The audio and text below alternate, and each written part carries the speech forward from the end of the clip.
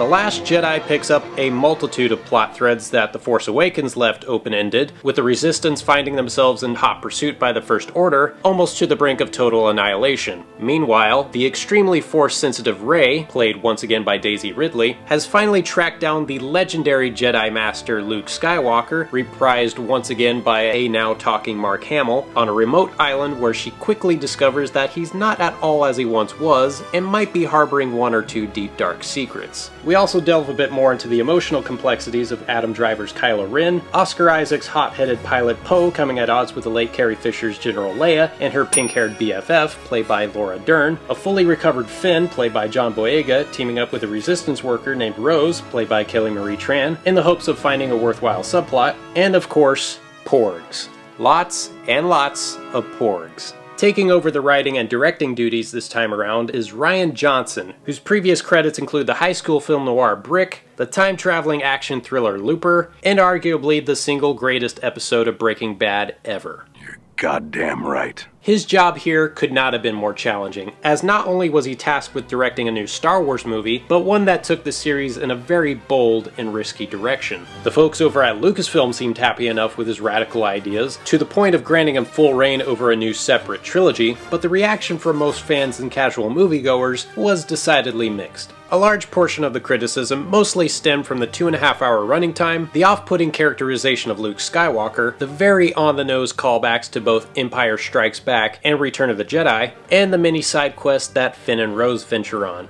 And yeah, I'd be lying if I said I didn't find some of these moments to be a bit problematic. It is a long movie, and while the chemistry between these two is very good, their side mission messes with the film's pacing so much that it could have either have been shortened immensely or taken out entirely and still not affect a whole lot. Also, did they not learn that recycling plot threads from the original trilogy was one of the main criticisms that The Force Awakens received? Kinda counterintuitive for a movie about moving forward and letting go of the past, don't you think? As for all the other questionable changes, this is where I begin to disagree with all the other outcries. I like the constant power struggle within the Resistance. I love the mysterious connection between Rey and Kylo Ren. And that weird moment that happens with Leia, I personally thought that was beautifully handled and helped make Carrie Fisher's final screen performance even more memorable. The dark direction they took Luke's character was another aspect I thoroughly enjoyed, despite even Mark Hamill's personal disagreements and him giving an award-worthy performance. I just think it's great that this movie was more than willing to make the audience question their own heroes and ground them to a level that many will find harder to swallow than disgusting green milk.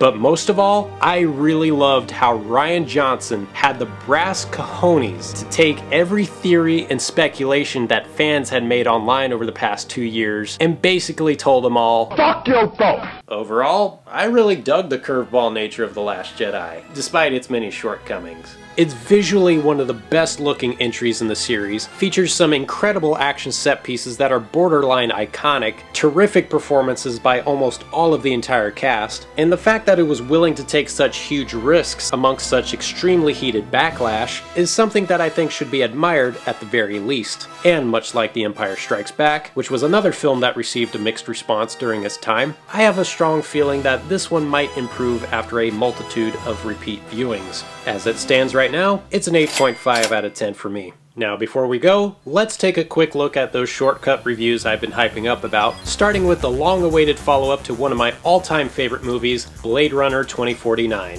Not only does it stay technologically consistent with the gritty, noirish future world as it was originally envisioned in 1982, which was a major pet peeve I had with Ridley Scott's Alien prequels, but it also manages to overcome the impossible task of retaining the alluring ambiguity of the original while expanding its own mythos. Even though it bums me out that this film underperformed financially, I still have a strong feeling that it'll be looked at more fondly over time, much like its predecessor in the movie I just got done reviewing. Moving on to another 80s inspired property, Stranger Things Season 2, which was originally going to be my Halloween special this year. Hell, I even shaved my face for it, but too many things got in the way and blah blah blah, it's every bit as awesome as the first season. With characters both old and new coming to their own in unexpected ways and facing higher stakes than ever before, Season 2 ultimately leaves the viewer with an emotionally satisfying enough experience, even if the creators decided not to renew the show with another season, which they are of course. Let's just hope it doesn't drag on past its prime like some other hit TV shows.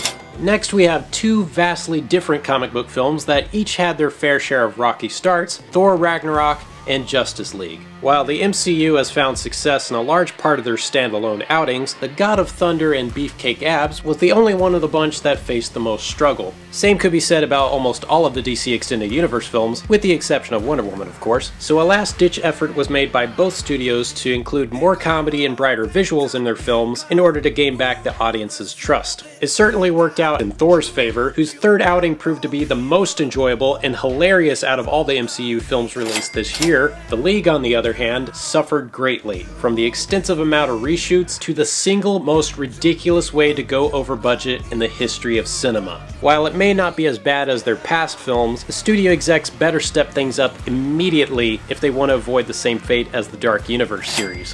And lastly, we have the latest animated tear-jerking vehicle from Disney and Pixar, Coco. It's almost a cliche at this point to say how gorgeous the animation and how well-rounded the characters are with each passing film they make, minus Cars 2, but one of the main reasons why this one ranks up with some of the studio's finest works to date is because of the amount of love and dedication that was practically poured into properly representing a culture that rarely gets to be seen in such a positive light or on this grand of scale. Nothing else I could say except I'm in love with the Coco. Alright moviegoers, now it's your turn. What did you guys think of tonight's selected movies? Let us know in the comments down below, and feel free to subscribe if you want to keep up with more movie reviews in the near future. But until then, I am the host, and may the Force be with you all.